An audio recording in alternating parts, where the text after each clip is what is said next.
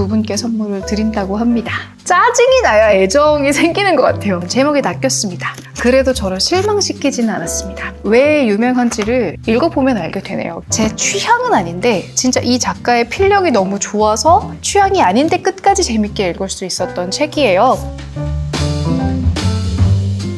안녕하세요. 한 달간의 독서를 정리하는 시간입니다. 이 앞에 책을 좀 많이 쌓아놨는데요. 원래 병렬 독서 하면서 최대한 다 읽은 책을 기준으로 말씀드리기는 하는데 다 읽을지 못 읽을지는 모르겠지만 꽤 괜찮은 면도 있고 또 그냥 어떤 화제거리로 얘기하고 싶은 책들도 많아가지고 일단 한번 쫙 늘어나 봤습니다. 그리고 지난주에 제가 책하울 영상을 올렸었잖아요. 통장이 살짝 아슬아슬 위태위태하긴 했지만 그래도 지를 수 있었던 것은 바로 이 독서대의 협찬 제안이 들어왔기 때문이었습니다. 그래서 여러분들이 책하울을 즐겁게 즐겨주셨던 그 감사하는 마음으로 협찬 제품부터 말씀드릴 건데요. 아이패드 붙여놨잖아요. 여기가 특이한 게 이 자석 부분으로 되어 있고 구성품들이 다 이렇게 하나둘씩 빠져가지고 모듈처럼 다양하게 쓸 수 있다는 게 장점입니다. 이 사각형이 이 자석에 붙는 형식이라 가지고 책을 읽고 싶다 하시면은 일단 이렇게 붙이고 책 받침대를 이렇게 붙여가지고요. 종이책을 읽을 때 우리가 보통 보는 독서대처럼 쓰실 수 있습니다.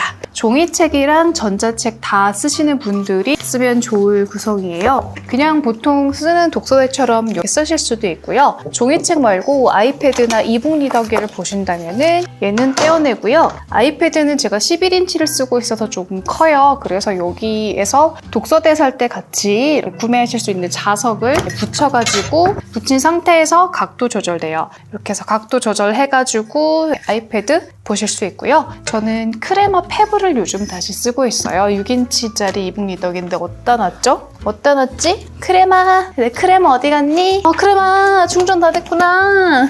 요즘 다시 이북 리더기를 쓰고 있는 이유가 요즘에 손목이 좀 안 좋은 거예요. 그래서 왜 손목이 안 좋지? 영상 편집을 조금씩 덜 하는데 왜 안 좋지 생각을 했는데 제 핸드폰이 이거 울트라 24거든요. 그래가지고 평소에 이거 들고 있을 때 무게가 좀 무거운 것 같은 거예요. 그래서 최대한 손목 부담을 줄여야겠다는 생각으로 아이패드보다는 그래도 가벼운 게 낫지 않겠냐. 그래서 수리를 해서 쓰고 있습니다. 크레마는 크기가 작고 가벼워서 그냥 맥세이프만 붙여도 편하게 붙거든요. 그래서 이북 리더기 보실 때도 이거 각도 조절해서 이거 보시는 거 괜찮고 아이패드도 세로로 붙이든 가로로 붙이든 그냥 쉽게 붙다 보니까 나는 독서대도 쓰고 싶지만 전자기기도 쓴다 하시는 분들은 기왕이면 독서대 하나 사가지고 다양하게 쓰면 좋잖아요. 이런 모듈형 방식으로 되는 독서대 쓰시면 좋으실 것 같습니다. 여기에 경사진 부분이 있어가지고요. 필기하는 거 좋아하시는 분들은 이렇게 살짝 대고 요 경사진 면을 이용하시는 것도 방법이에요. 요 예쁘고 쓰기 편한 밑에를 독서대와 그 아이패드 뒤에 붙이는 요 마그네틱 자석 있잖아요. 이렇게 세트를 두 분께 선물을 드린다고 합니다. 그러니까 독서대 기대평을 기간 안에 댓글로 적어주시면 됩니다. 여러분들 많이 참여해 주시고요. 보시면은 앞에 책이 굉장히 많잖아요. 그래서 몇 가지의 테마별로 묶어봤는데 맨 처음 소개하는 책은 세계사 책입니다. 사실 올해의 3분의 1이 이미 지나가 버렸잖아요. 좀 있으면 절반이 지나가 버렸군 하고 또 금방 후회하고 그럴 텐데 그냥 이상하게 저는 이따금씩 뭔가 좀 좋아지고 싶다. 자기 개발을 지금이라도 해야 될 것 같아. 가장 좋은 때는 없어. 이러면서 약간 열심히 살고 싶은 뽀뽀가 되게 이상한 타이밍이 오는데 그게 이번 달에 왔었던 거예요. 그래가지고 기왕이면 어떤 주제에 대한 책을 읽으면서 여러분들도 좀 참고하실 만한 같이 읽어볼 만한 주제가 뭘까 고민해가지고 되게 무심한 듯 시크하게 설문조사를 올렸었는데 그때 여러분들이 세계사에 대한 걸 알아가고 싶다라고 하셔가지고 세계사에 대한 책을 차근차근 읽어볼 생각입니다.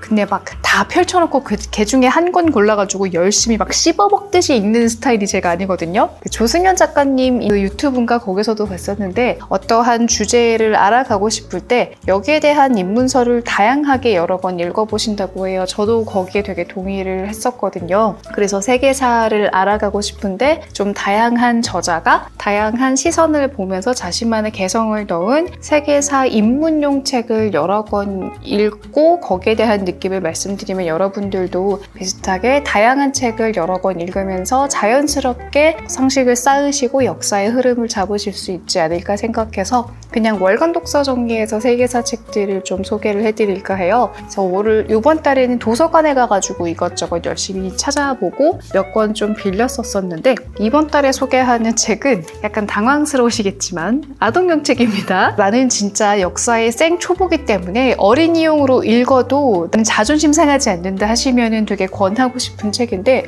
나는 그래도 어른이라 어른스러운 시선과 그 문체의 맛과 관점으로 보는 역사책을 보고 싶다 하시면 다음 달을 기다려주시면 됩니다. 다음 달에 읽으려고 아껴놓은 책은 또 그런 느낌이거든요. 그래서 이번 달에 읽고 있는 세계사 책은 제목부터 살짝 자존심 상할 수도 있어요. 교양 있는 우리 아이를 위한 세계 역사 이야기라는 책입니다. 총 5권짜리 책이고요. 두께도 좀 있어요. 그래서 저는 읽을 때 좀 무겁더라고요. 무거운 게 단점입니다만 재밌게 읽고 있습니다. 이 책의 특징은 아이를 위해서 쓰였지만 어른이 읽어도 그렇게 부담스러울 정도는 아니에요. 물론 아이들을 위해서 약간의 유머를 던진다거나 내용을 정리한다거나 어떤 여행하는 듯한 느낌을 주기 위한 표현에서는 살짝 아이 같은 유치함이 느껴지기는 해요. 없지는 않은데 그렇다고 해서 그게 막 너무 자존심 상해서 못 읽을 정도, 그렇게 과하지 않은 정도여서 좋았고요. 몇 년도에 했었다라고 정확한 연도가 등장하는 일이 거의 없습니다. 그러니까 어떤 역사라는 긴 흐름을 이야기처럼 들을 수 있어요. 자기 전에 뭐 할머니, 할아버지한테 옛날 얘기 들려주세요라고 듣는 딱 그런 마음으로 돌아가가지고 볼 수 있는 내용입니다. 각종 신화 이야기도 들어있고요. 어떤 맥락과 사람들의 특징을 재미있게 그냥 진짜 할머니한테 얘기 듣는 느낌으로 쭉 읽을 수 있어서 지금 2번째 책 읽고 있는데 이런 흐름으로 계속 따라갈 수 있을 것 같습니다. 이야기 전체의 흐름으로 한번 잡고 그 다음에서는 좀 어른들이 좋아할 만한 이제 권력과 음모와 다툼과 전쟁 이런 것들이 가득한 좀 흥미진진한 것도 읽어보고 그런 식으로 좀 한 권씩 넓혀가면 좋을 것 같습니다. 사실 저야 뭐 딱 봐도 비주얼이 초등학생 학부모처럼 생겨가지고 어린이용 도서관에 가는 게 그렇게 부끄럽지 않거든요. 근데 저보다 좀 어리신 분들은 살짝 부끄러우실 수 있어요. 그럴 때는 스스로에게 최면을 걸어보는 겁니다. 나는 너무 바쁜 우리 워킹맘 친언니를 위해서 조카를 위한 책을 빌려주러 가는 것이다 라는 마음으로 당당히 빌려 나오시면 아무렇지 않습니다. 제가 뭘 잘 모를 때는 청소년용이나 아동용 책으로 시작을 해도 부끄러운 일은 아니잖아요. 물론 저도 처음에 첫 발을 디딜 때는 살짝 망설였지만 애들용 책, 내가 애들 수준으로 뭘 모르는데 책 빌리는 때 자존심 상할 게 뭐 있어요? 아동용 책 중에서 조금 어른들이 읽기에도 너무 부담스럽게 유치하지 않고 전체적인 흐름을 그냥 잘 따라가기 좋은 그런 책으로 저는 이 책을 읽고 있습니다. 여러분들도 동네 도서관 가가지고 쉽게 빌려보실 수 있을 거예요. 그 다음에 유익한 책들도 물론 많습니다. 이번 달에 특히 과학의 달이어서 과학책들을 막 찝쩍거린 그런 것들이 있어요. 그래서 과학책도 있고 여기 정치 관련된 책도 있는데 일단 세계사 이야기를 너무 길게 해가지고 재미로 읽는 책 얘기로 넘어가 보도록 하겠습니다. 재미로 읽는 책은 뭐 뻔하죠. 저는 미스터리 소설 굉장히 좋아하니까 그 책들 많이 읽었는데 일단 이 책부터 얘기를 할게요. 환상의 여인, 세계 미스터리 3대 소설에 빠지지 않는 그 책을 드디어 읽었습니다. 중고 서점으로 사기도 했고요. 또 지난달에 세계 추리소설 걸작선 50에 소개된 그 내용을 읽으면서 진짜 유명한데 내가 너무 안 읽었었나? 하는 생각으로 읽었어요. 이거 브이로그랑 거기서 보신 분들 계실 텐데 이게 되게 저렴해요. 정가가 4,500원인데 판매가가 2,600원이라서 옳다쿠나하고 샀는데 너무 옛날 책이라 가지고 이 카메라에 잡히나? 안에 이거 편집된 스타일이 되게 낯설었거든요? 그래서 이거를 그냥 다른 새로 나온 책으로 봐야 되나 고민하다가 왠지 모르게 이 책을 들고 있으면 약간 나 레트로한 감성이 드는 독자 같지 않나? 라는 스스로의 약간 주문을 걸어가지고 읽다 보니까 또 이 폰트와 이런 게 또 적응이 되더라고요. 더 고전 추리 소설을 읽는 느낌이 나가지고 저는 어쨌든 재밌는 경험이었습니다. 이건 너무 워낙 유명한 책이어서 여러분도 많이 읽어보셨을 거고 이 스포일러도 사실 찾아보실 수 있을 텐데 이 도입부나 이런 게 너무 잘 쓰여진 거예요. 재미로 호기심으로 읽는 소설이 아니라 되게 아름다운 느낌도 납니다. 처음 시작이 어떠냐면요. 밤은 젊고 그도 젊었다. 하지만 밤의 공기는 달콤한 데 비해 그의 피부는 씁쓸했다. 유려하게 흘러가는 문장도 있고요. 그 사건도 되게 궁금합니다. 어떤 남자가 와이프랑 싸우고 몰라 나가가지고 내가 처음 만나는 여자랑 오늘 하룻밤 그냥 데이트만 할 거야 라고 나가가지고 뭐 술도 한잔 마시고 공연도 보고 집으로 오는데 와이프가 죽어 있어요. 그래서 자기가 용의자로 물린 거죠. 어떻게 같이 있었던 여자를 기억한 사람이 아무도 없는 건지 막 파헤쳐가는 그런 내용이에요. 읽으면서 오래전에 쓰였는데 정말 너무 탄탄한 구성이다라는 인상을 받았고, 그리고 읽으면서 이런 사건이 흘러가는 느낌, 그러니까 연결고리들이 이렇게 연결이 되어 있고 그거를 쫓아가는 이 구조 자체가 어디서 많이 본 것 같은 거예요. 마이클 코넬리가 이런 식으로 쓰는 것 같은, 그러니까 소재가 비슷하다 이런 게 아니라 이 소설의 그 플롯의 구성 같은 느낌이 되게 비슷하다는 느낌을 받았습니다. 이 책을 읽고 많은 작가들이 영향을 받아서 이런 스타일의 글을 썼기 때문인 거구나. 이게 그래서 원조인 거구나. 원조는 언제나 맛있구나. 진하게 우려낸 진짜의 장인의 무엇인가가 있구나라는 생각을 하면서 봤습니다. 진짜 왜 유명한지를 그냥 읽어보면 알게 되네요. 그리고 밀리의 서재에서 1위를 하고 있는 네버라이도 이번 달 초에 읽었습니다. 그래서 중간에 이걸 말씀을 드려야 되나 아껴둬야 되나 이렇게 좀 생각을 했었는데 꽤 재밌어요. 왜 1위 하는지 알겠습니다. 근데 이게 막 별 5개까지 주기는 조금 어렵지만 그래도 재밌다라는 그 나뉘는 포인트가 있거든요. 일단 이야기부터 설명을 해보자면 어떤 젊은 부부가 임장을 가러 가는 거죠. 예쁜 집이에요. 근데 좀 외딴 곳에 떨어져 있어요. 되게 막 눈 오고 추운 날인데 남편이 이제 거의 가야 된다고 하는 거예요. 그 집에 갇히게 됩니다. 어떻게든 하루를 보내게 되고 핸드폰도 안 터지고, 근데 이 집에 구석구석 좀 이상한 기운이 있는 것 같고 남편은 막 가스라이팅 해서 막 과거에 사연이 있어서 이 여자를 위협할 것 같고 막 이런 분위기인 거예요. 그래서 초반까지는 일단 굳이 임장을 가가지고 저 집에서 하루를 보낸다는 걸 받아들여야 되는 게 하나의 좀 걸림돌이긴 하지만 어쨌든 재미있어요. 굉장히 매끄럽게 들어갑니다. 그러다가 이렇게 남편이 너무 이렇게 뭐 이렇게 해 라고 하면 여자가 싫으면서도 응 그러자 응 받아주는 게 되게 전형적인 그 B.A. 페리스 같은 심리 스릴러인가 싶었는데 중간부터는 그게 아닌 거예요. 이 반전이 구성되어 있는 게 꽤나 잘 탄탄하게 받쳐주고 있어가지고 꽤 잘 쓰였다라는 생각을 합니다. 그냥 여러분들이 시간 가는 줄 모르고 스트레스 풀려고 재미로 읽는 책으로는 정말 손색이 없는데 대작의 반열에 끼기에는 그럴 만한 개성이 조금 부족했던 것 같아요. 재미로 읽는 책이라면 별 5개인데 저는 그러한 이런 미스터리 장르 중에서도 꼭 그 이상의 뭔가가 있을 것을 별점 하나의 여지를 남겨두거든요. 뭐 사회파의 어떤 의미를 담는다거나 혹은 어떤 아주 뚜렷한 개성이나 참신함이 보여서 그런 것들이 있을 때 별점 5개를 줘서 5개까지는 못 봤지만 그래도 그냥 재밌게 읽을 책 뭐 있어요 할 때 되게 자연스럽게 추천할 수 있을 것 같은 게 네버라이였습니다. 그리고 다음에 소개할 책을 어디다 빼놨나요? 여기 다 준비한 줄 알았는데 아예 없네요. 다음 책은 요네자와 호노부의 흑뇌성입니다. 제가 이 책을 딱 들고 있으니까 남편이 딱 그 얘기 하는 거예요. 너 이제 무협소설도 읽어? 이러는 거예요. 그래서 이게 어디가 무협소설 같은데? 했더니 아니 이름부터 좀 그렇지 않아? 이래가지고 아무런 정보 없이 그냥 요네자와 호노부의 유명한 책이라서 산 거거든요. 딱 폈는데 진짜 사무라이들이 쫙 나오는 거예요. 오잉?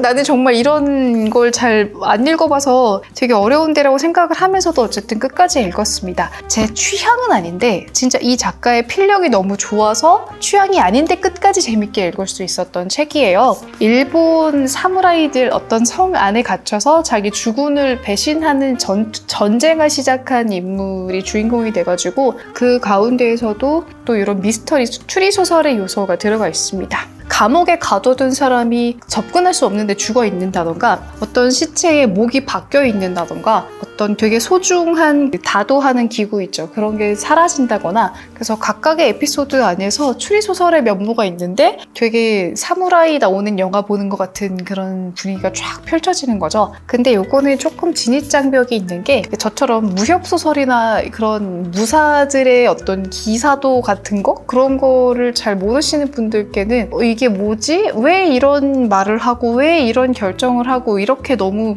불합리해 보이는 결과에 승복하는 게 그 사무라이들 사이에서의 그건가? 라고 조금 어려워지는 면도 있고 사람 이름도 되게 많이 등장을 하는 거예요. 어떤 가문의 누구가 뭘 했다. 그래서 다양한 이름과 낯선 지명들 그리고 그들 장군들 사이의 그런 문화 이런 것들이 진입장벽이 되기는 하지만 이 작가의 필력은 정말 대단한 것 같아요. 어떤 장르를 쓰시든지 간에 기본 이상을 하실 수 있는 대단한 필력을 가진 것 같습니다. 저는 이분 작품을 처음 읽은 게 아이의 비극이라는 책이었거든요. 밀리의 소재를 읽었고 그거는 추리 소설의 면모보다는 사실 귀농을 했을 때 벌어질 수 있는 일들을 되게 현실적으로 그려내서 그게 되게 재미있는 부분이었는데 이런 팩션 소설도 굉장히 분위기 좋게 잘 쓰시는 것 같고 뭘 쓰시든 정말 필력이 좋은 작가라서 어떤 장르든 볼 수 있는 거구나. 그래서 이 작가가 쓰는 작품들이 굉장히 다양한 거구나 라는 거를 느꼈습니다. 그래서 요거 다음에는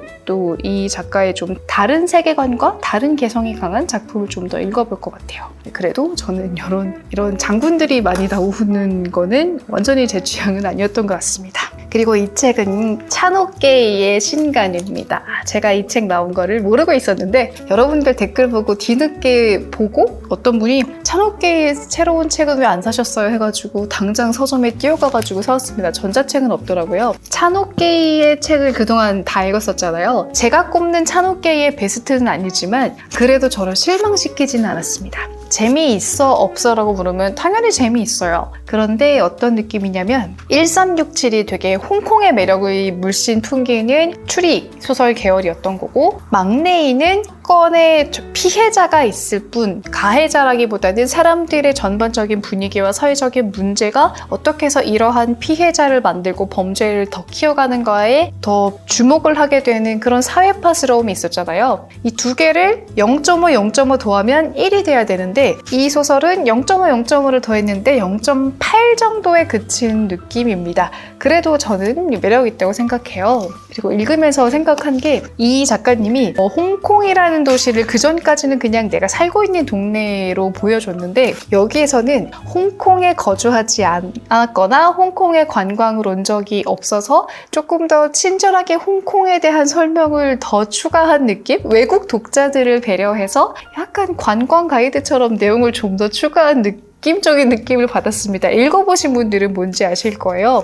그래도 저는 읽으면서 홍콩 여행을 한번 가봤었는데 또 가고 싶다라는 생각을 했습니다. 이렇게 범죄가 일어난 장소를 가보고 싶다고 하면 좀 이상한 사람 같기는 한데 여기에서 나왔던 그런 장면들이 제가 홍콩 여행 가서 되게 좋아했던 장소 부근에 있을 때 그런 걸 되게 선명하게 그려지게 하는 게 있어요. 그리고 소재도 조금 무섭게 느끼실 수도 있는 게 첫 시장까지는 스포일러가 아니니까 말씀드리자면 어떤 40대 은둔형 외톨이 남자가 죽어서 자살을 해가지고 발견이 돼요. 그래서 경찰이 출동을 하면은 그냥 시체가 한 구 있구나. 이 사람을 자살로 처리해야겠다라고 생각을 했는데 이 남자의 방에 옷장을 열으니까 이렇게 시체가 나와요. 근데 어떤 방식으로 시체가 나옵니다. 그게 조금 징그럽다고 느끼실 수도 있을 것 같아서 좀 개인적으로 그런 걸 싫어한다. 그러니까 읽으면 되게 좀 선명하게 그려지거든요. 그런 거를 싫어하시면 처음에 좀 진입장벽이실 수도 있을 것 같고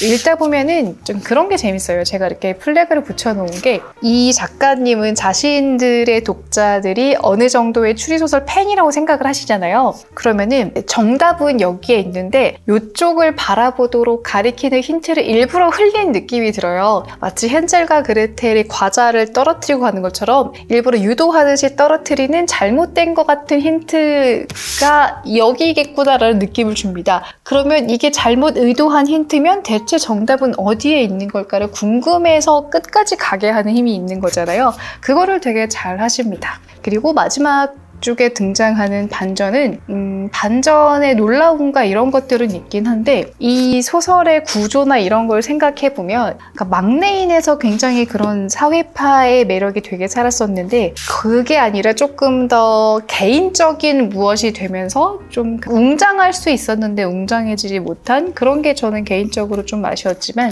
그래도 재밌습니다. 저는 한옥데이한테 실망할 일은 없을 것 같아요. 사도 되냐고 물어보시면 사도 되세요. 근데 그래도 여전히 저의 베스트는 1367이라는 거 그거를 말씀을 드리고 싶었습니다. 그리고 링컨 라임 시리즈도 계속해서 밀리의 서재를 읽고 있는데요. 이번 달에는 시리즈의 5번째랑 6번째 책을 읽었습니다. 혹시 여러분들도 시작하셨는지 모르겠는데 이게 좀 매력이 있어요. 확실히 되게 사이코패스 같은 범인들을 몇 명을 만나고 나니까 굉장한 실력자인데 미친놈이 나오겠군 하고 생각을 하게 돼요. 어떤 책들은 내 일상 속에서도 일어날 수 있는 범죄일 것 같아서 두렵게 보이는 범죄 소설이 있는데 이 링컨 라임은 그냥 저 세상 정말 넘사벽 범죄자와 넘사벽 수사하는 사람이 등장을 하다 보니까 좀 남 얘기처럼 읽게 되는 게 있습니다. 그리고 반전에 반전을 주기 위한 장치가 5권에서 좀 부담스러웠거든요. 계속해서 이야기가 사건이 한 책 70% 읽었을 때 다 해결된 것 같은데 사실이 그랬다. 사실은 이걸 의도해서 그 반대를 했던 거였고 그것까지 계산을 해가지고 그 반전을 넣은 거였고 너무 반전이 나와가지고 좀 질렸었는데 6권에서는 어느 정도 안정적인 반전을 보여주다가 링컨의 몸에 일어난 변화가 반전처럼 느껴지더라고요. 그래서 이것도 그냥 긴 시리즈를 볼 때는 주인공에게 조금 더 애정이 느껴져야 되잖아요. 여기서는 특별히 장애가 있는 주인공이기 때문에 거기에서 좀 더 애정이 느껴지게 되는데 그런 부분에서는 독자 마음을 잘 움직이는 것 같고 새로운 것이 등장한다기보다는 그냥 내가 등장인물 이 주인공을 좋아하니까 이 사람의 뭔가를 따라가는 것 같은 어떤 안정적인 그런 구도가 된 것 같습니다. 그래서 어떤 시리즈가 되려면 그냥 좋으면 안 되는 것 같아요.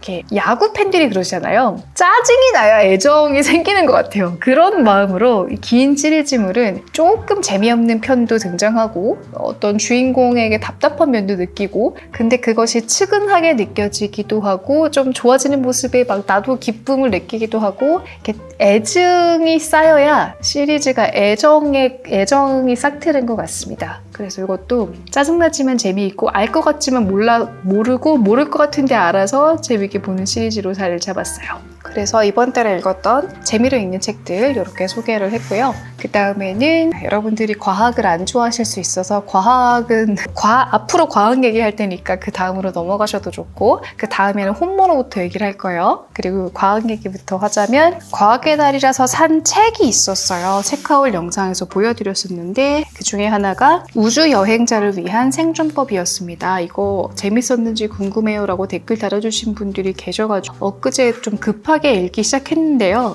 여기는 추천할 거냐고 물어보시면 추천을 할 건데 다 들어보셔야 돼요. 왜냐면은 우주 여행자를 위한 생존법이잖아요. 생존법이라는 말을 들었을 때 우리가 떠올리는 건 뭐예요? 마치 무인도에 떨어져가지고 나무를 비벼서 불을 피운다 이런 구체적인 뭔가 실용적인 뭔가의 방법을 알 수 있을 것 같은 제목인데 제가 잘못한 건 제목에 낚였습니다. 우리 다 같이 영어를 읽어볼까요? How to die in space예요. How to survive가 아니라 How to die예요. 그러니까 이건 살아남는 법이 아니라 우주 여행자라는 그 상황을 가정하기는 했는데 결국 죽게 될 거라는 얘기이기도 합니다. 근데 제목에 낚였지만 그래도 추천을 하고 싶은 이유는 이 천문과학 있잖아요. 천체 물리학이 우리가 천문학이라고 부르든 별은 어떻게 생겨났고 별은 어떤 식으로 움직이고 있는 걸까? 우주 공간에는 어떤 것들이 있는 걸까? 이런 아주 기초적인 내용을 되게 잘 설명을 하는 겁니다. 그래서 요즘 제가 또 쿠팡 플레이로 라스트 오브 어스 보거든요. 그거 되게 재밌는데 그거를 봐야 되는데 이 책도 재밌어서 보고 싶고 그것도 보고 싶고 재밌어서 어떡하지 고민을 할 정도로 꽤나 재미있었어요. 천문학에 대한 기초 지식을 재미있게 쌓고 싶다 하시는 분들께는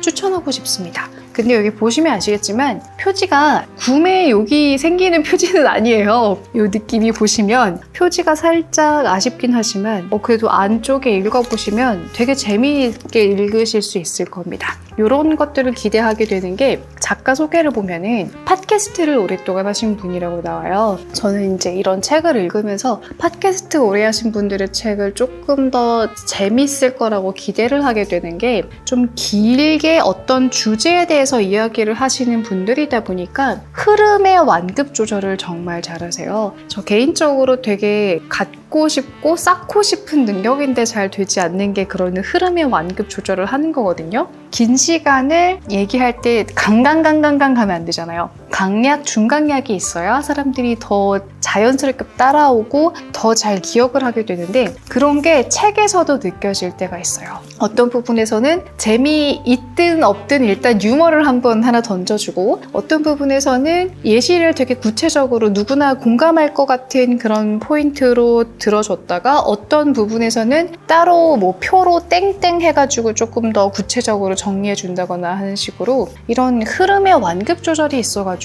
그걸 되게 잘 타고 넘어가게 됩니다. 그런 면에서 되게 좋은 것 같아요. 별에 대해서 알고 싶고 너무 유치하게 청소년용이 아닌 어른들을 위한 내용으로 알고 싶을 때 제목에 낚였지만 그래도 저는 만족하고 있는 중이다 라는 말씀을 드렸고요. 그리고 말씀드렸던 대로 재미있게 읽은 국내 작가들의 책을 소개를 해야 됩니다. 혼모노가 빠질 수가 없죠. 제가 체크아웃에서 말씀드렸을 때도 많은 분들이 읽어보셨다고 얘기하셨고 재밌어요 하시니까 다른 분들도 막 기대를 하시는 것 같았어요. 저는 소설보다 봄에 있는 스무드를 읽고 이 작가님은 재밌을 것이다 라는 확신을 가지고 이 혼모노를 샀는데요. 읽고 나서 이렇게 아이패드에 정리를 안 하고 노트에 썼는데 솔직히 고백을 하자면 브이로그 같은 거 찍을 때 제가 되게 열심히 뭐 글씨 쓰는 장면 찍잖아요. 근데 제가 글씨가 이렇게 예쁘지가 않아가지고 제 글씨는 무슨 느낌이냐면 한 반에서 한 10등 하는 별 개성 없는 남학생 글씨에 가깝습니다.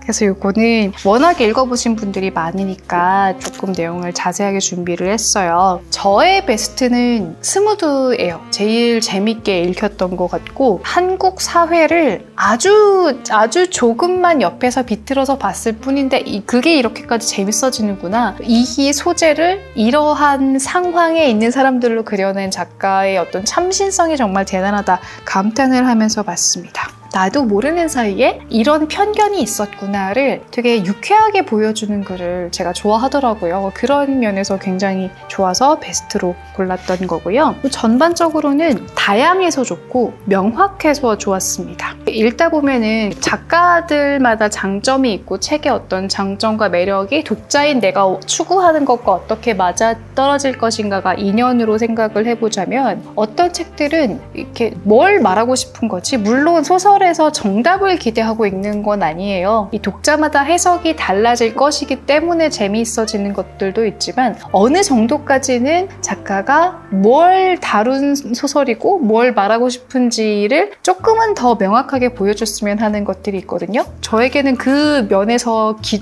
제가 원하는 기준선을 통과했다라는 생각이 들었습니다. 그리고 순문학의 재미가 딱 이런 것 같아요. 이렇게 욕해도 되는 가상의 인물들이 막 등장을 하잖아요. 근데 거기에서 누구를 어떤 면에서 욕할 것인가가 사람마다 다를 것 같은 거예요. 예를 들면 뭐 여기 나오는 인태기에 나오는 인물들 중에서는 시아버지를 욕할 것인가? 주인공을 욕할 것인가? 그 딸을 욕할 것인가? 이게 사람마다 달라질 것 같은 거죠. 이런 게 굉장히 순문학을 읽게 되는 재미가 아닌가. 그리고 누군가를 욕하면서 사실은 그 욕했던 면이 나도 갖고 있기 때문에 아주 신랄하게 욕을 하고 싶었고 보기 싫었고 불편했고 그런 점을 나중에 책을 다 읽고 자기 전에 이불 덮으면서 사실 나도 그랬지. 약간 다른 의미에서의 이불킥을 하게 만드는 게 그게 순문학이 재밌을 때 가능한 감상이 아닐까? 이런 점을 다시금 이렇게 좀 새겨볼 수 있었던 것 같아요. 첫 번째 등장하는 게 길티 클럽, 어떤 영화 감독의 팬이 된 사람의 이야기인데요. 이 이야기는 엄청 좋지는 않았습니다. 왜냐면 제가 계속 말씀드리는데 팬덤 문화를 다룬 글들이 많아지는데 제가 그런 덕후가 된 적이 없어서 그냥 그 문화 자체에 잘 몰입을 못해서 그런 것도 있고 시네필이라는 단어 자체를 제가 이번에 처음 알았으니까 그런 거 잘 모르겠죠. 그래서 그런 면에서 저랑 좀 거리가 있었던 것 같고요. 혼모노는 이런 무속인의 세계를 보여주는 것까지는 너무너무 참신하고 재미있었습니다. 굿하는 장면도 재밌었어요. 신명났어요. 근데 스무드만큼의 매력이 아니었다. 그래서 밀렸던 겁니다. 그리고 저는 구애집이라는 그 건축가 나오는 거 있잖아요. 그 이야기가 되게 좋았어요. 되게 좋았는데 그거를 이 소설집의 베스트로 꼽지 않은 이유가 뭐냐면 그러니까 이 구애집이라는 소재를 다른 작가가 썼으면 더 재밌었겠다라는 느낌을 받은 겁니다. 어떤 거냐면 그런 거 있잖아요. 연예인들도 이미지라는 게 있잖아요. 딱 되게 귀염상 아이돌이 막 섹시한 댄스를 추면은 그 아이돌이 보여줄 수 있는 최고의 섹시미고 섹시하다라고 할 수 있는데, 똑같은 춤을 좀 더 이렇게 앙칼진 고양이상 아이돌이 조금 더 노출이 있는 옷을 입고 췄을 때 와 진짜 너무 섹시하다라고 할 때의 그 차이점, 그런 식의 차이점으로 저에겐 느껴진 거예요. 이 소설집을 다양하게 만들어주는 데도 일조했고, 이 작가님이 이렇게도 쓰실 수 있구나 하는 것도 좋았지만, 이 작가님이 더 재미있게 쓰실 수 있는 거는 스무드나 잉태기 이런 작품들인가? 라는 인상을 줘서 재밌게 읽으면서도 그래서 다른 작가가 썼으면 어땠을까라는 걸 한번 그려보게 되는 그런 작품이었고요. 그리고 우호적 감정은 회사 생활을 하면서 세대 갈등이 잘 보여지는 작품인데, 혼모노 얘기를 신나게 하고 있었는데 제 카메라가 과열됐다고 꺼졌어요. 제가 되게 오랫동안 떠들었나 봅니다.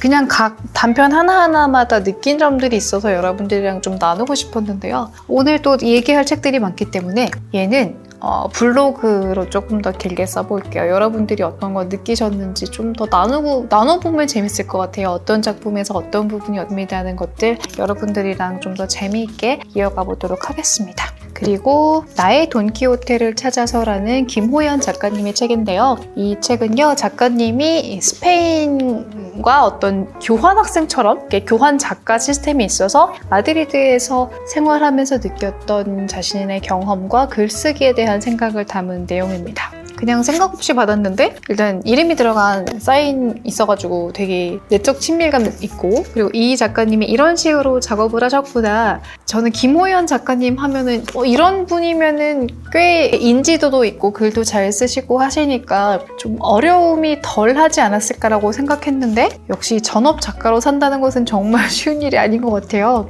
근데 그럼에도 불구하고 계속해서 자신이 하고 싶은 이야기, 좋아하는 이야기, 그려내고 싶었던 것들을 계속 글을 쓰셨구나 하는 점에서 좀 배울 점도 있고, 마드리드를 간 것 같은 즐거운 느낌도 받았습니다. 저도 마드리드 되게 좋아했던 관광지예요. 저의 개인적인 추억도 있고, 막 바르셀로나만큼 화려하고 멋있고 좋은 관광지는 아니지만 개인적으로 좋아하는 곳입니다. 그래서 그 마드리드에 가본 것 같은 느낌이라서 여행하듯이 재밌게 가볍게 읽었고요. 그리고 임경선 작가님의 태도에 관하여도 밀리의 서재로 읽었습니다.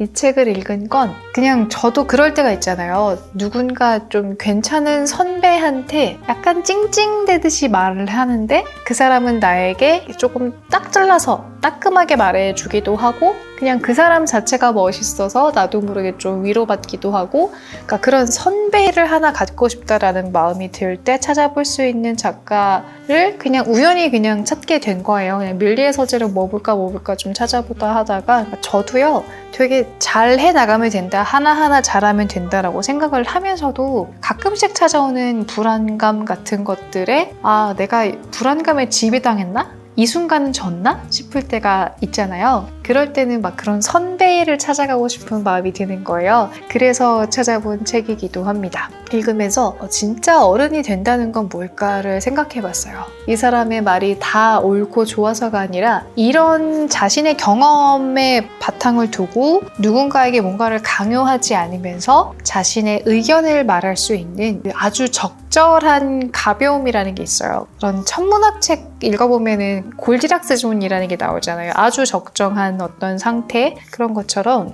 어른이 된다는 거는 자신만의 적당함을 찾아가는 건데, 그게 뭔지를 하나씩 옆에서 보고 배우게 되는 것 같습니다. 그래서 저도 막 도움이 되는 좀 마음에 남는 문장들은 표시해 놓기도 하고, 이분이 저보다 조금 더 연배가 있으신 건데 나는 이 나이가 되면은 이 정도의 임팩트가 있는 말을 담백하게 잘할 수 있을까? 이런 생각도 해보고 좋았던 것 같습니다. 그리고 다 못 읽은 책들인데 제가 소개를 하고 싶었으니까 갖고 올 건데요. 이거는 사실 출판사에서 이 시리즈 자체를 보내주셨어요. 근데 예쁘게 생겨가지고 사실 혹한 것도 있고 와가지고 하나씩 깔짝깔짝 보고 있었습니다. 이 책은 어차피 이런 책들은 보면은 처음부터 끝까지 쭉 다 읽지 않아도 되는 거라서 중간중간 펼쳐보면서 나랑 제일 잘 맞는 걸 찾아야지 했는데, 저는 해밍웨이의 서툰 시절이 제일 좋았습니다. 이 이거는 되게 매력적이다 생각하면서 따라쓰기도 하면서 읽고 있어요. 우리가 낭만이라고 부르는 거 있잖아요. 되게 가난해요. 해밍웨이가 파리에 가서 막 방에 화장실이 없어서 공동 화장실을 써야 되는 되게 작은 방에 살아요. 근데도 자신이 좋아하는 글을 쓰고 자신이 만나고 교류할 수 있는 사람들과 파리의 아름다운 풍경을 보면서 되게 다양한 것을 느끼고 자신의 글쓰기를 하는 그 모든 게 낭만으로 보입니다. 물론 시대의 낭만이 어떤 인물을 탄생시키는 것일 수도 있겠지만 해밍웨이 하면은 뭐 미국 작가이면서 이 시대를 대표하는 작가 중에 한 명이잖아요. 그래서 한 시대가 이 작가에게 머물면 이렇게 표현이 되는구나라는 생각을 합니다. 소설과는 또 다르게 이런 글들이 굉장히 매력이 있더라고요. 누구를 험담하는 것도 아니고 평가하는 것도 아닌데 되게 담백하게 어떤 사람에 대해서 알아가게 되기도 하고 파리에서 가난한 젊은 사람이지만 꿈이 있는 사람으로 살아간다는 게 어떤 느낌인지 이런 게 되게 매력적입니다. 그래서 이 시리즈에서 이 책이 굉장히 매력적이었어요. 필사하기에도 좋고 때로는 생각할 거리를 던져주기도 합니다. 여기에서 모든 세대는 무언가에 의해 길을 잃은 세대가 되었다고 생각을 했다는데 그래서 저도 막 이런 생각을 해보는 거예요. 그러면 80년대생은 무엇을 잃어버린 세대일까? 90년대생은 무엇을 잃어버렸고 00년대생은 어떨까를 저 스스로의 계속 물어보게 되고 해밍웨이처럼 생각해보고 싶고 해밍웨이처럼 간결하게 좀 표현해보고 싶다라는 생각이 들었습니다. 그래서 이거 되게 매력적인 책이에요. 그래서 시리즈의 다른 책들은 그러니까 다른 책들이 모두 다 저의 취향이었다라고는 못하겠는데 이 책이 굉장히 저의 취향과 잘 맞았습니다. 그리고 이 책은 제목도 굉장히 재밌어 보이죠. 정치 성향은 어떻게 결정되는가인데 이 앞부분에 플래가 되게 많은 거 보이실 거예요. 근데 중간에 읽다가 덮어버린 이유가 뭐냐면 앞부분에서는 흥미롭게 얘기를 합니다. 이게 워낙 전 세계적으로 정치가 좀 양극화가 좀 심해졌고 그리고 이렇게 마치 연예인처럼 팬을 따르듯이 그런 정치와 이제 SNS를 통해서 워낙 가짜 뉴스나 이런 것들 자극적인 뉴스가 많다 보니까 다른 것 같으면서도 어떻게 보면 좀 비슷한 양상을 보이는 것들이 있잖아요. 정치 성향은 어떻게 생겨나는지를 그러니까 환경의 탓인가 유전자나 이런 것의 탓인가 이런 흥미로운 주제를 던져주는 앞부분이 굉장히 재미있었는데 그 중간부터는 조금 논문 읽는 것 같은 딱딱함이 느껴지는 거예요. 그래가지고 앞에 너무너무 흥미로운데 이제 마지막에 결론만 찾아서 읽게 되는 그러니까 이런 사회 분야의 책들 중에 저는 그런 게 있거든요. 서문이랑 처음에 이제 연구 목적과 그들이 하고 싶은 메시지는 너무 재밌어요. 표현도 재미있고 내가 어렴풋이 느꼈던 것을 어떤 구체적인 전문적인 용어로 표현된 걸 보고 되게 재밌어하는 부분이 있는데 중간은 이렇게 빌드업이 있어야 되잖아요. 자신들이 생각하는 것을 어떤 식으로 연구를 했고 이게 뭐 과학적으로 논리적으로 뭐가 맞아야 되고 이런 게 소개가 되는데 여기를 조금 지루해지는 거예요. 어쩔 수 없죠. 학자가 쓴 거니까 어쩔 수 없이 그 참을 수 없는 그 지루함이 좀 있습니다. 다 읽었으니까 괜찮아요 라고 말씀드릴 수는 없는데 저에게는 이런 기획 의도와 처음 요 서문이랑 첫 부분까지는 굉장히 흥미롭게 읽을 수 있었던 책이다 까지만 말씀을 드릴 수 있을 것 같습니다. 근데 아직도 남았네요. 왜 이렇게 많지 이번 달? 사실 이 책은 얘기를 할까 말까 고민을 좀 했어요. 우연은 비켜가지 않는다. 이거 줄리안 반스의 책이거든요. 근데 저는 예감은 틀리지 않는다 같은 작품을 기대를 하면서 읽었는데 그거만큼은 아니었습니다. 이걸 되게 기대해가지고 제가 원서부터 읽었다고 말씀드렸잖아요. 원서 읽다가 좀 어려워가지고 그만둔 건데 줄리안 반스는 영어를 정말 잘 쓰시는 것 같아요. 술술 이해되지는 않았어요. 저의 영어 실력보다는 조금 더 높아가지고 근데 그럼에도 불구하고 원서로 읽을 때 그 맛이 있습니다. 내용적인 거 말고 이 언어 자체를 굉장히 문학적으로 잘 쓰시는 것 같아요. 그래서 내용 면에서는 예감은 틀리지 않는다만큼 놀랍고 경이롭고 감동적이고 생각할 거리를 던져주는 만큼은 아니었는데 그냥 말의 매력은 참 있었던 것 같습니다. 그래서 줄리안 반스는 저에게 영어를 가장 영어답게 잘 쓰는 작가라고 기억이 될 것 같았고요. 그리고 이 책은 제가 중고 서점에서 균일가 1,500원 주고 산 책입니다. 죽음은 아우디를 타고 온다인데요. 균일가가 1,500원 주고 가차 뽑기 하듯이 아무것도 모르고 재밌을 거 없을까를 기대하면서 읽기에는 괜찮았는데 여러분들이 험난한 길을 거쳐가지고 도서관에 간다던가 험난한 길을 거쳐가지고 서점에 가가지고 정가를 주고 산다면 많이 아쉬워할 수도 있는 그런 책이었습니다. 독특한 매력이 있기는 있어요. 처음에 되게 북유럽식 블랙 유머가 펼쳐집니다. 막 관료주의에 대한 뭐 비꼬는 것들, 이런 블랙 유머는 코드가 맞으시면은 처음에 괜찮으실 거예요. 실업자가 된 사람이 간병인으로 취직을 해요. 간병인이니까 자기가 전담하는 환자가 있을 거 아닙니까? 근데 이 환자가 느닷없이 자신의 병을 고쳐줄 사람이 저 멀리 어디 아프리카 모로코에 산대 이래가지고 찾아가는 이제 로드 무비 같은 구성으로 이제 여행을 시작을 하는 거죠. 가면서 친절한 사람도 만나고 좀 독특한 사람도 만나고 우여곡절을 겪으면서 치료해주는 사람을 찾아가는 이야기인데요. 특유의 블랙 유머를 좋아하신다면 꽤나 나쁘지 않은 선택이 되실 수도 있겠지만 근데 이게 뭘 말하고 싶은지는 알겠는데 좀 유머 코드 안 맞는 사람이 더 많을 것 같은 느낌적인 느낌은 듭니다. 그래서 저처럼 그냥 저렴하게 득템하거나 그냥 도서관에 있으니까 한 번은 본다 하실만 하지만 별표 2개와 3개 사이를 오가는 그런 느낌입니다. 근데 얘기하고 싶을 만큼의 매력은 있었던 것 같아요. 어떤 소설들은 고도를 기다리며에서 고도가 사실 나타나지 않는 것처럼 뭔가를 간절하게 원하고 그거를 기다리기도 하고 뭔가를 갖기 위해서 애쓰기도 하지만 그게 결국 허무하게 끝나버리는 이야기들이 있잖아요. 그러니까 사람에 따라서 허무함으로 느껴질 수 있는 것들, 거기에서 그 허무함을 좋아하는 사람이 있고 싫어하는 허무함의 종류일 때가 있는데 좀 저에게는 호에 가까운 허무함이었던 것 같아요. 그래서 유럽 소설들이 조금 특이한 면들이 느껴질 때가 있잖아요. 오르부아르도 프랑스 소설이었는데 되게 재미있는데 좀 묘한 독특함이라는 게 있었거든요. 그게 제가 한국 사람이고 영미권 문화에 더 익숙했기 때문에 프랑스 문화가 좀 더 낯설게 느껴졌던 게 있는데 그럼에도 불구하고 그게 달라서 주는 매력이 있었는데 저에게도 매력과 노잼의 경계쯤에는 있었던 것 같습니다. 그런 책이어서 특이한 책이라서 이런 책도 있네? 제목 알면 재밌네?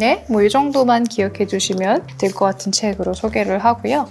일담한 SF 소설이 있는데 이것까지 하면 제가 편집을 다 할 수 있을지 모르겠습니다. 왜냐면 과학의 달이라 가지고 SF 소설도 좀 읽어보고 싶다 생각을 했었는데 협찬이 들어와가지고 슬금슬금 아주 천천히 읽어보고 있었습니다. 혼론이라는 책이에요. 이 책은 온라인 서점 리뷰가 많이 없던데 저는 꽤 괜찮았습니다. 아직 1권 중간까지밖에 못 읽었지만 이 책은 꽤나 매끄럽게 흘러가는 매력이 있어요. 한국 작가인데 이름이 제레미 오고요. 이분 양력을 봤는데 무슨 항공우주학과를 나왔다가 지금 정신과 의사를 하고 계시대요. SF 소설은 자고로 뭔가 웅장하거나 똘끼가 있어야 재밌다라고 생각하는데 그 중에 하나는 충족이 된 것 같습니다. 그래서 한국 사람이 썼지만 미국을 배경으로 하고 있어서 막 사람 인물이 루크 이런 건데 그 해외 소설 번역한 거 읽을 때 느껴지는 특유의 거슬리는 영어 같은 문장의 느낌이 없는 건 매력이에요. 근데 그럼에도 불구하고 어떤 사람이 보여주는 반응 같은 거는 되게 한국 사람스러운데? 라고 느껴지기도 합니다. 그런 면에서 되게 묘해서 되게 한국 소설이지만 미국 소설이기도 한 그런 묘한 매력이 있습니다. 여기에서는 마치 영화 아마겟돈인가? 그거에서처럼 우주에 어떤 볼 수 없었던 위기 상황이 발생을 해가지고 그걸 해결하기 위해서 우주선을 타고 사람이 딱 갔는데 생각보다는 덜 위험한 상황이에요. 근데 문제는 뭐냐면 지구에 남겨놓은 내 딸을 다시 만날 수가 없는 게 이 사람의 개인적인 문제가 되는 상황입니다. 생각보다 꽤 매끄럽게 흘러가가지고 이 책은 좀 더 읽어보려고 노력하고 있는 중이에요. 이 책은 나쁘지 않을 것 같다라는 느낌이 듭니다. 근데 반대의 느낌을 주는 책이 있는 게 두 번째 달이라는 국내 SF 작가님의 소설인데요. 이 후기를 보면 스토리가 되게 좋고 상도 받았거든요. 근데 이게 처음에 진입장벽을 넘기가 어려운 거예요. 어떤 거냐면 제가 원래 이과가 아니고 SF 소설 마니아로 출발을 한 게 아니어서 제가 SF 소설을 읽을 때는 그냥 대중적인 소설을 읽을 때에 재미있고 매끄럽게 시작이 되고 그 나머지 갈등이나 상황이 우주에서 일어나는 것들을 재미있게 읽는데 이 소설은 되게 과학적으로 정교한 것을 구축했다라는 세계관을 탄탄히 올리고 시작을 하려는 거예요. 그러다 보니까 저에게는 빡빡하고 마치 수능 비문학 지문을 읽는 것처럼 어렵게만 느껴져가지고 이거를 건너가면은 그러니까 후기 읽어보면 되게 재밌다고 하거든요. 이 세계관 설정이 되게 재밌다고 하는 게 이런 진입 장벽을 넘을 수가 없을 것 같습니다. 스릴러도 보면은 조금 부드럽고 다정하기 시작하는 게 있고 하드보일드 스타일로 막 건조하게 사람 나쁜 놈 속마음 나쁘게 다 보여주는 스타일이 있듯이 SF도 좀 이렇게 과학적으로 정교한 거를 좀 설명하듯이 시작하는 도입부가 저에게는 조금 진입 장벽인데 한 번은 그래도 더 도전을 해볼 생각입니다. 후기가 너무 좋아서. 그래서 기대를 안 할 수는 없는 것 같아요. 이렇게 해서 오늘 영상은 여기까지 하겠습니다. 진짜 길게 찍은 거 영상 몇 분 될지 모르겠는데 병렬 독서 하면은 꼭 이런 게 있어요. 이거를 4월 독서 정리에 넣어야 되나 5월 독서 정리에 넣어야 되나 근데 지금 말하고 싶은데 지금 느낀 이 생생한 거 다 말하고 싶은데 이걸 참아야 되나 막 고민하게 되는 것들이 있습니다. 그리고 여러분들도 제가 어떤 책을 보여드렸을 때 이 책 좋았는지 어땠는지 알려주세요라고 딱 기다리는 텀이 있잖아요. 그래서 이거를 어떻게 맞춰가는 게 좋은 걸까라는 고민을 조금씩 하게 됐습니다. 그래도 일단 하고 있는 거 계속 잘하게 될 것 같아요. 만약 여기까지 다 들으셨다면 저를 너무 좋아하시는 마음에 들어주셨을 거라고 생각합니다. 감사하고요. 여기 제가 지금도 쓰고 있지만 굉장히 편해요. 이렇게 자석으로 쓰는 독서대는 또 처음 써봐가지고 모든 기기에 맥세이프링을 제가 하나씩 추가를 하고 싶어요. 저 그런 거 안 썼는데 너무 편하더라고요. 그래가지고 자석으로 쓸 수 있게끔 이제 핸드폰을 들고 자석 붙일 거고 아이패드도 너무 편하게 보고 있습니다. 싱크대에 놓고 설거지할 때 뭐 이렇게 보면서 하기도 하거든요. 틀어놓고 그냥 여기저기 쓰기 좋은 것 같습니다. 이 독서대 갖고 싶으신 분들은 댓글로 기대평 남겨주시면 되고요. 저랑 더 친해지고 싶다 하시는 분들은 여기 장소에 오셔가지고 보실 수 있습니다. 독서 모임 주말에 하거든요. 그거 본문 더보기란에 달아놓을 테니까 그것도 많이 신청해 주시고 처음 보신 분들은 구독하기 잊지 마시고요. 우리는 자주 만납시다. 안녕.